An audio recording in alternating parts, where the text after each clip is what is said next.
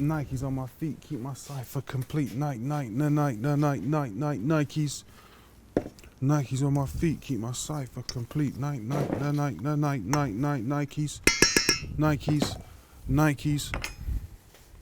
Yeah?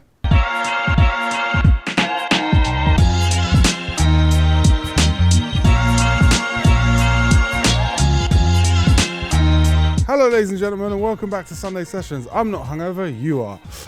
So today we are making fresh pasta. We're making ravioli, right? It's been a long time, but I finally got the setup right. I borrowed a pasta machine from my friend Jamie Oliver. Hello, thank you. I will bring it back at some point, I promise. Yeah, so we're gonna make a nice little rav.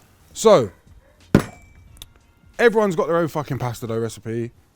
This is one that I've just made for Sunday Sessions that works every time. And you should all know how to make fresh pasta. You don't need like the big pasta machine or all the gizmos and gadgets. You can do all of this stuff by hand.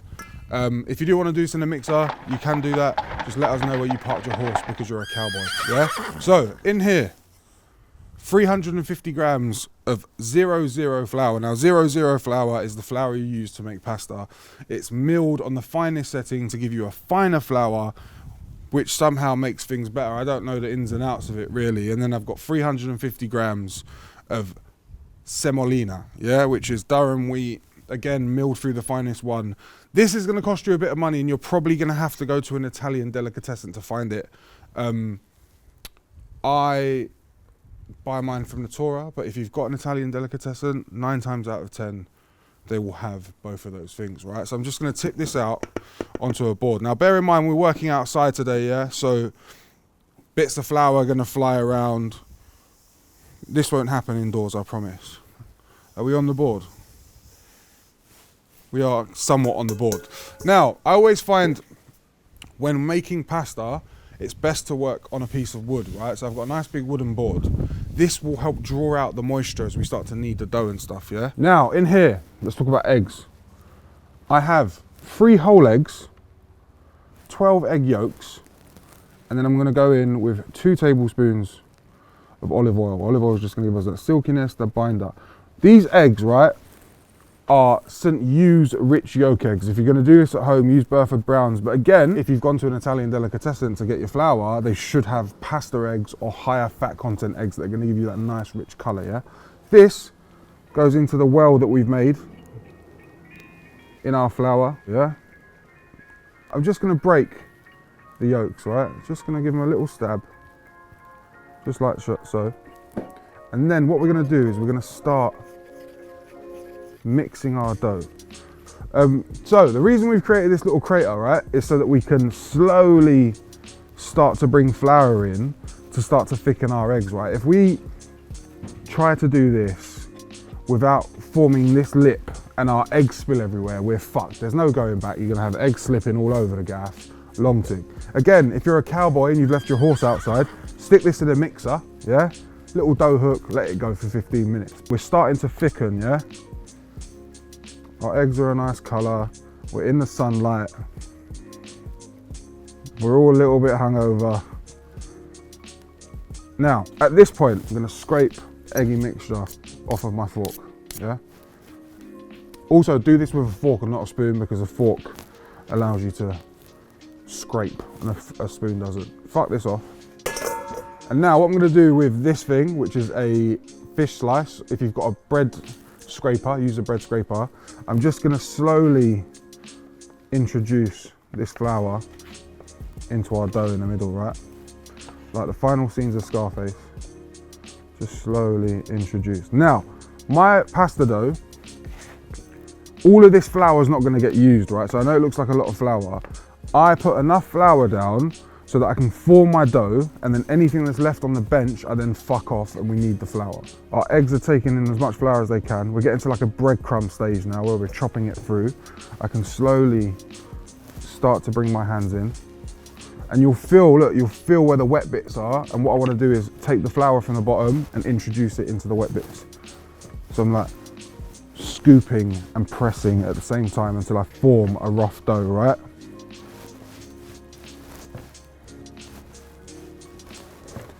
All in my fucking shoes. Yeah, so look, I've got to this point. I've formed the dough. Now, I'm gonna stand up, and this now is all about strength in your shoulders and strength in your arms. You wanna work this pasta dough to start to build the gluten and laminate it in order to create that nice chew. I'm gonna start pressing down and then rolling back on itself. Pressing down, rolling back, yeah? Until everything starts to come together. It's quite a dry dough, so it's gonna take some time and strength.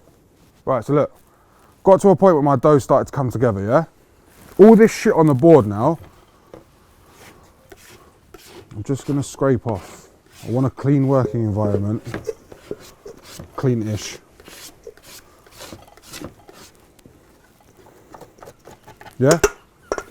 Get rid of that excess, and then we're gonna knead this on a wooden board for at least 15 minutes, right? So I'm talking 3 of your favorite songs. Stick them on and just knead. And what I'm doing is I'm pushing the pasta away with all my body weight, bringing it back up on itself, and then rotating. So I'm going down, up, and as I do it, I'm doing like a little quarter turn each time, and this is just us building the gluten in our pasta, right?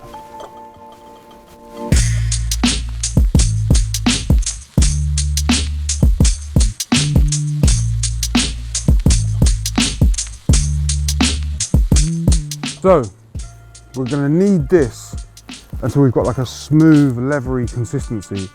You should be able to poke it and it bounces back. I'm not at that point yet. This is about 5 minutes in. But you can see we're starting to smooth out, right? We're building the gluten on the inside. Now, if this piece of pasta is too big for you, pull a bit off and work with a smaller piece, right? The smaller pieces will knead quicker. Listen, I'm not gonna lie, this is a long thing. I've spent 11 years of my life kneading pasta. That's why my back's fucked. But this is all about attention to detail and loving the product. And the more love we put it into it now, the better our pasta's gonna be. If some 75-year-old nonna can do this in Italy, you can do it too. Stop being a fucking cowboy and make some pasta dough. Right, so our pasta dough has gone from like this separated, almost like scrambled eggs looking stuff, to this beautiful like leathery ball, right? So we've worked this for about 15 minutes. And now what we're looking for is like a smooth texture, right? And then it should bounce back when you press it down. So that's, we've built the glutens, we've worked it in, and that's our beautiful pasta dough, right? So now this has to rest in the fridge, wrap it in cling film for at least an hour. We just need it to cool down and chill out. We've built it so it's all nice and tight, and by letting it cool down in the fridge, it starts to relax again, and it means that we can work with it. If we try to work with this right now, it'd break and tear. So we need to give it that time just to rest and settle and chill out until we turn it into a beautiful ravioli. So wrap that in cling film, put it in the fridge, don't fucking touch it. Right, so I'm gonna go wrap my pasta dough, and then we're gonna move into filling, yeah? So I'll see you here with all the filling shit. Oh, you fucking...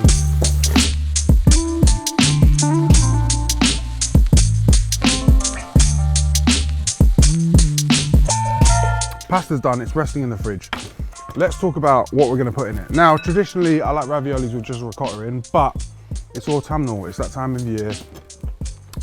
Squashes, pumpkins, all of that shit's in season, right? So this is an onion squash. You can use butternut, you can use pumpkin, you can use anything you want, delica. I've got an onion squash, so I'm gonna go with this. What I'm gonna do, take the top off, take the bottom off. Oh, that was dangerous. Again, dangerous. Take the bottom off. And then just with a normal everyday peeler, just gonna peel the skin off. The skin is edible on a pumpkin or a squash, but we don't want it to run through our pasta filling. We just want like creamy, rich flesh, right? Done. So we're gonna get rid of all of this. Stick it here. Now, we're gonna go down the middle. Seeds, yeah? Gonna scoop the seeds out with a spoon. Don't want any seeds. They are, again, edible if you dry them out, little pumpkin seeds, put them in salads, but who's got fucking time for that, yeah? Now it all comes. Now, what we want to think about is that we want all of our pieces of squash to be uniform so that when they go into the oven, when we roast them, they all cook at the same time, yeah? So, I find the easiest way to do it is split this squash in half, and then cut that half into thirds, right? And then I'm just gonna cut each piece, 1, 2, 3, 4, 5 little bits of squash like that, right? So cut each piece into 5 equal pieces.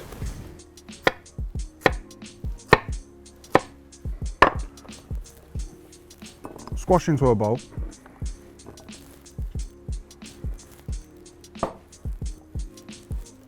And for the sake of the size of this bowl, I'm not gonna go all the squash, but you use all the squash. Big crack of salt. Some nicely freshly ground black pepper. Good glug of olive oil. I then threw in like 2, 4, 6 whole cherry tomatoes. Pick off like 6 leaves of sage and then throw in a couple cloves of garlic. Mix this together. Make sure that everything's got like an even coating of like pepper, salt, olive oil, sage. The garlic I've just crushed, don't worry about chopping it or anything like that. We're just gonna squash it in after it's cooked. This, pour out into a roasting tray. Roast it in your oven at about gas mark 4, which is probably about 160, I might be wrong. But you wanna go like low and slow, no color, just until it's soft all the way through, right? And then you'll end up with something that looks like this. We're gonna smush this down to fold through ricotta to make a squash and ricotta ravioli. You could do this with straight ricotta, but I feel that this time of year, squash are in season and they're delicious. And it's just like a little orange surprise when you cut into ravioli, right? So the only thing we need to do at this point is that peel these little skins off of these cherry tomatoes. I don't want the skins in our pasta filling because they don't break down, right? And also where we stuck these tomatoes in, it's giving us like a sweetness that's going to bring out the sweetness in our squash, right? So we've added flavors that all like complement each other and we're building depth. Just make sure that your bits of garlic have got no skin on. That one's also all right. And then the bits of sage have gone crispy, right? I'm not going to throw these away. I'm just going to like run them through my fingers and crush them down a little bit. At this point, using a spoon or a fork, we're just going to squash our squash, right? Picking up all the flavour in the bottom of this pan, and you can see that it's soft. It's almost like baby food consistency. It has to be that soft, yeah? Squash it all together until you're left with like a rough paste almost, right? We're gonna use this to season our ricotta. Squashing down the garlic. The sage has a chance to break down. The salt and pepper is going to run through the entire thing now. So I'm just going to give it a little taste.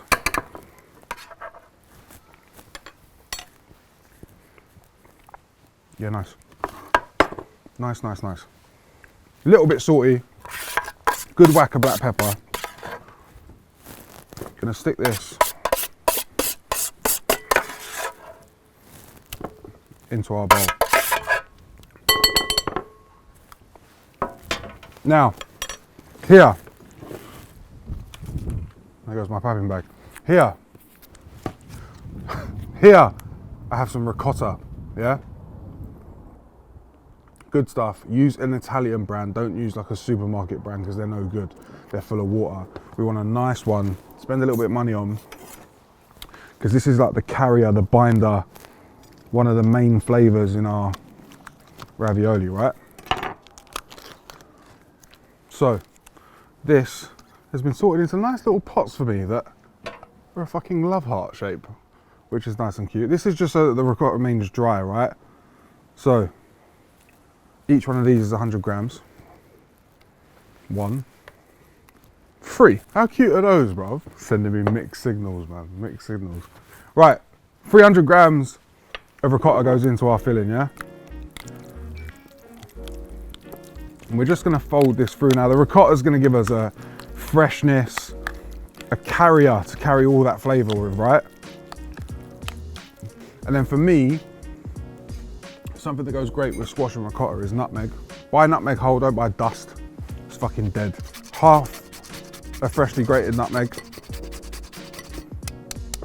And then no pasta filling is complete without a little bit of parm. Yeah, this is like secret seasoning.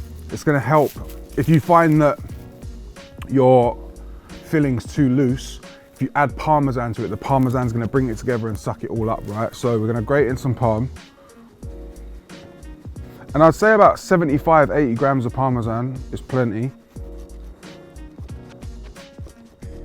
So remember, our mix wasn't exactly loose, but when you start to stir the Parmesan through, it tightens, which means it'll go into a piping bag and give us nice little squirts of filling, right? It's holding, right? The whole thing's combined and it's together, and that's what you want from a filling. There it goes. So, before you put anything into a fucking filled pasta, if you haven't tasted it, how are you gonna know it's delicious, right? So, you need to taste every level.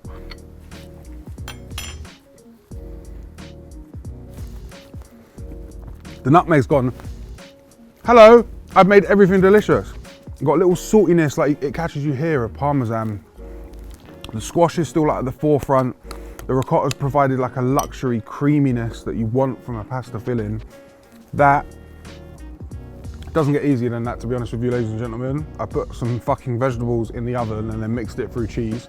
We're gonna put it in a piping bag and we're good to go. I got myself a piping bag. These are from Amazon. I bought an entire roll. These heavy duty kitchen ones are better. The ones you get in like Sainsbury's and shit for decorating cakes aren't the best, right? So get your filling into a piping bag, right? We don't need a nozzle attachment or anything, but this is gonna give us precision and consistency when we pipe our filling into pasta. Is that all the filling sinks to the bottom? But then I like to lay it flat and with the back of the knife, just scrape any filling that's caught in the top to the bottom. Give it a good swing and then tie a knot in the top. You need to tie a knot in the top because we need the tension in order to pipe, right? Otherwise, if you don't tie a knot, when you're squeezing it like this, you'll have fucking stuff coming out the top. And you want to be able to hold it, pipe, pipe, pipe, pipe, pipe, pipe, pipe, pipe, pipe. Make your pasta, put it in the pasta water and eat it, yeah? Sit this in the fridge now for the amount of time it takes you to roll your raviolis out. We're moving that onto that next. So this is gonna go sit in the fridge and it's just gonna give it an opportunity to like harden up a little bit and be delicious, yeah?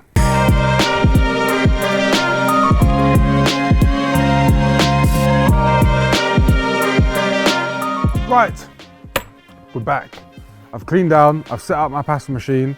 My pasta machine doesn't fit on my table, so I've got this little piece of wooden board that I pinched off a carpenter. Well, I say pinched, he gave it to me for free. Now, pasta machine, you probably don't have one of these big ones at home, like the professional ones. If you do, congratulations. If you don't, the small ones work just as well. If we follow the same premise and the same way that I show you, it will work the same way, right? So, what we need to do is firstly, I don't want to work with all of this pasta, so I'm going to go with about half of it, stick one half to one side, and then I'm just going to flatten this out a little with my hands, yeah? Just so that we can get it through on the highest setting. I've got quite a slick board here. Normally you'd work on something that was exposed wood. I'm going to lay down a little bit of semolina, just so that it doesn't stick, and I'm going to stick a little bit on top of my pasta. It's all in my beard, isn't it? 100%. Right, on the highest setting on 10, where we're gonna start, is we're basically building, we're stretching the pasta dough down into a very thin state. So 10 being the thickest, the further you go down, the thinner your pasta dough is gonna get, right? So work at 10. The first one's gone through, flip it, go through 10 again, yeah? So I normally go through each one twice, yeah? stick it on the board, and I'm gonna knock it back down. We're now working on 9, and you'll see that the pasta dough will slowly start to get longer and stretch, right? So I've done 2 on 7, knocked it down to 6. I'm gonna go 1, and then go 2, yeah? So now you're looking at our pasta dough and it's starting to become like leathery, yeah? Slowly stretching. Now, I wanna get to a point where it's about 35, 40 centimeters long, yeah? And then I'm gonna make my first fold, right? So I'm folding the dough to build structure. This is called laminating, right? So I normally fold once. I'm gonna take this, and now because we folded 2 6s, we're a 12, so we have to go to 10, yeah? So we're gonna go back up and we're gonna stretch back down. I'm now at level 3, yeah? We're starting to almost be see-through. Now I'm on level 2, this is where we wanna be at, yeah? So I'm gonna go once, down level 2. Now when you work with pasta, you wanna work with your hand facing upwards. We don't wanna put any fingerprints into our dough, right? So that's the first one on 2. Gonna do 1 more, and that's it, piece of piss. Rolling pasta isn't as hard as everyone says it is, right? I'm just gonna level this off. So I'm working with a straight piece of pasta. And if you look now, we're gonna do the little blowjob test. See how it flaps? It's nice and thin, yeah? So, I'm gonna pick up any bits of semolina on the board, and then we're gonna take our filling, yeah? Just under the middle point, right? I'm gonna squirt in about yay much of filling. Now I wanna leave at least a 2-finger gap so that it's easier to work with.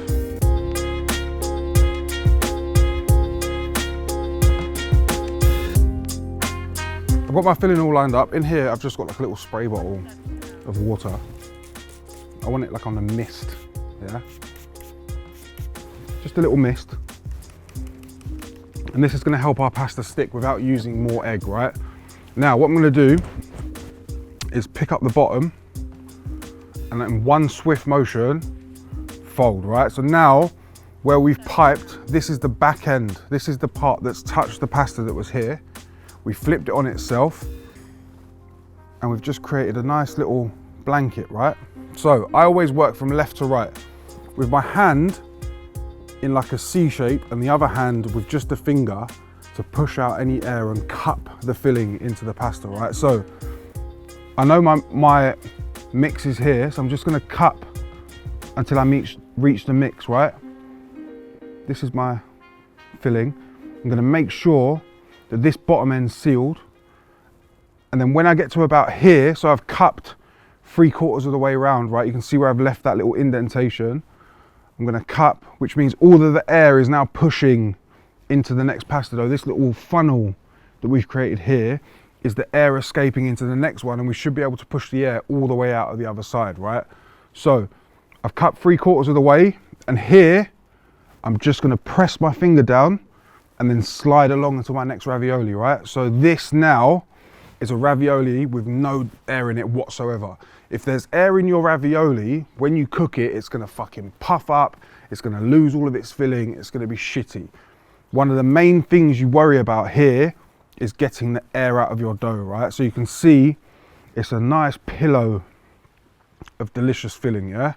So I've pushed all the air into the next one. I can see, look, I've got an air pocket here, right? If I push down on it, I can see that I'm manipulating it and moving it. Now, where I've cut this bit, you can see where the next bit starts to puff up. We're working along to push all the air out of our ravs, right? So I've got 3/4 of the way round, giving it a little bit of pressure, finger down, create that little notch here where we know it's locked off on both sides, and then slide along, right? Cup and slide. Now, none of these ravs have got any air in them, yeah? Don't they look pretty? Mad pretty. So, got one of these things, which is like a pasta cutter with a zigzag dial on top, I guess. This is just a cut in a pretty fashion. Gonna cut my ravs out. What's that smell?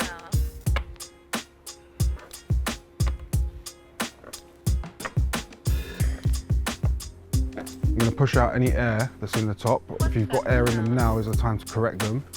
I'm just gonna go one strike across the top. And that, my friend, is your first ravioli. What's that smell? I've got 5, which is enough for one portion, but I'm gonna continue to roll until we're out of pasta dough, right? These are just gonna sit on a little tray of semolina, just so that we've put moisture into our pasta dough, right? And now, if this isn't semolinaed, this bum bit of the pasta, the flat side, if we haven't moistured and created a barrier, has the ability to seep through our pasta dough and then leave the filling on the board so that when we pick them up, they will fall apart. So you need to be working with either semolina or flour, right? So, that's done. I am now just gonna make some more while George plays some nice music and puts in some shots that make us look like we know what we're doing.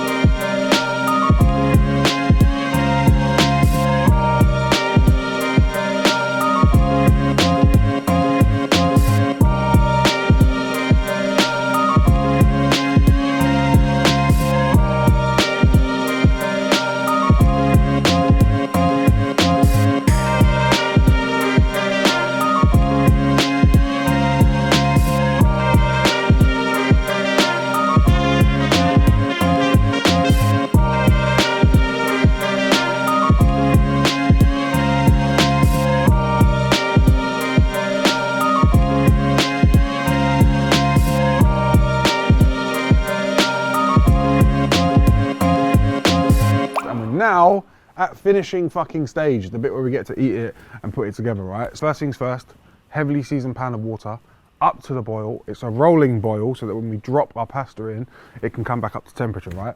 I'm gonna do 4 pieces of ravioli per person. I'm gonna make 1 plate, so I'm only cooking 4, right? So we're gonna go in to this rolling boiled water. Pasta's in. I reckon we're looking 4 minutes. It's fresh pasta. Oh, Camille's here. What's going on, Cam? Hello, Mike. Hello, Mike. Pan on, hot. We're gonna go with a nice knob of butter, yeah? So we've got some decent, this is like pure Irish butter. I'm gonna go like that, yay much, which is probably about 25, 30 grams, yeah? How's your puree?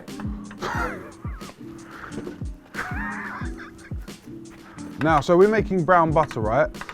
With brown butter, you want to allow the fats to drop to the bottom of the pan, caramelize and take on like that caramel Werther's Original kind of flavor, right? So we're just gonna let this butter cook down on like a medium heat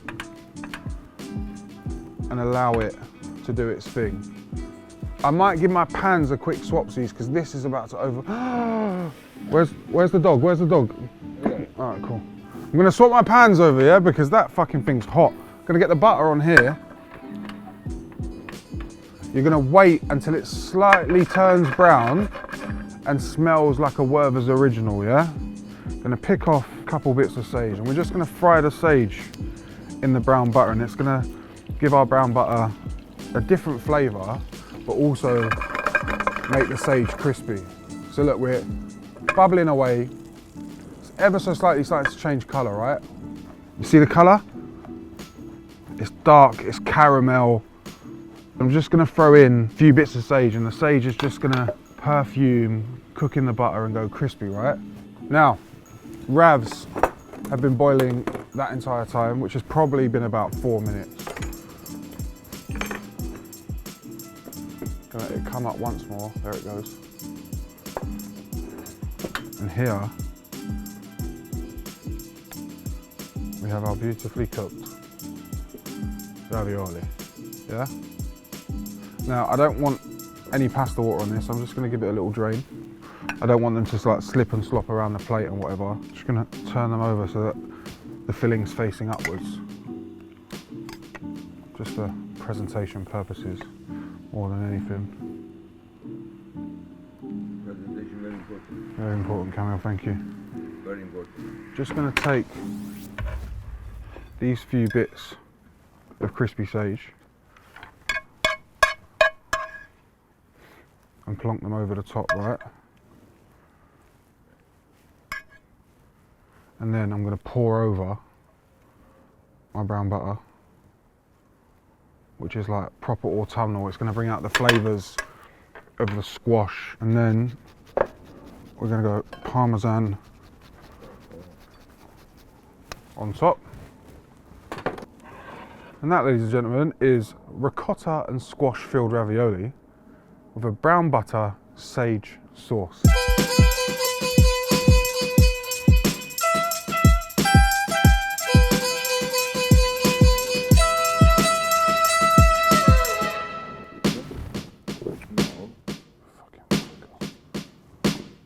Just delicious food. So we're now going to eat this.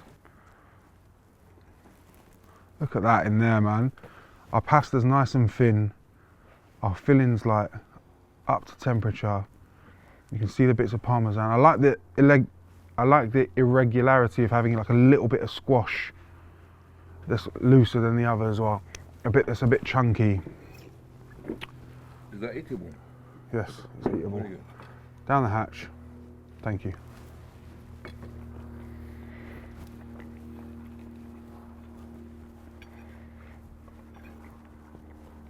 Nice, man. The pasta's got a really good chew from where we've worked it, kneaded it, laminated it, rolled it.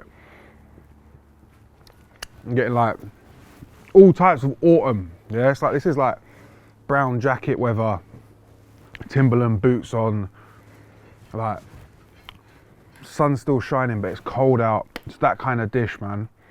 For me, the most important thing about fresh pasta is that bite. Is the difference between fresh pasta and dry pasta is the way it eats, the way it chews. And it makes everything so much better, man. Just make your own fresh pasta. You've got a recipe now. Go buy a pasta machine. Filling's a piece of piss, realistically. It might take a little while, but once you master it and keep doing it, you can bang these out in 20 minutes. Delicious. Cam, do you want some? Just come and eat one bite. Huh? I can eat one bite. Is it eatable? This one eatable? Yes. Very good.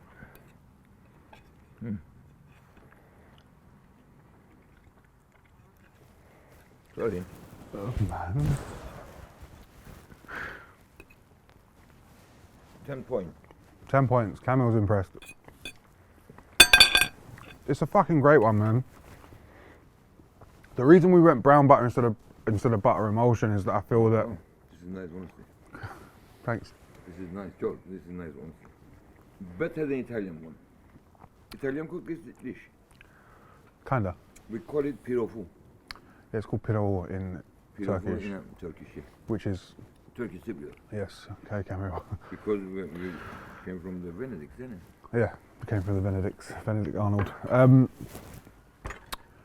The reason we did brown butter instead of a butter emulsion is I feel like it all becomes too rich and heavy after that, right? If you do a brown butter, you've not really exactly got a sauce, but you've got something that's adding flavour. I don't want like a moppy, it's not that cold out yet. When we hit winter, we can move into like pasta emulsified in butter sauces and stuff. But for now, I just wanted something that brought out all the flavours of like the whole autumnal vibe. And for me, that's brown butter. But I'm gonna sit here and eat this. Well, Camille eats yesterday's Parmigiana out of a pan that the brown butter was in, stone cold. That's very nice. Okay. Right. That's it. Fresh pasta's done. Every time we make fresh pasta on the channel now, this is the recipe you go back to. We're going to use this pasta recipe to make a million different pastas. So make sure you've written this one down or at least trialed it a few times. This is going to be our Sunday sessions pasta, right? So until next time, ladies and gents, thank you very much. Thanks for being here. Ciao, ragazzi, buon voyage, arrivederci, Napoli, Naples, Sopranos, Whoa, what? Thanks.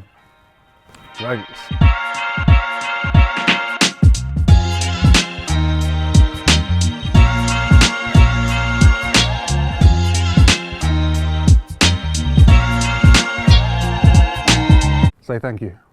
Mangiare domani. You're gonna eat tomorrow. Wipe your mouth, Cam, man.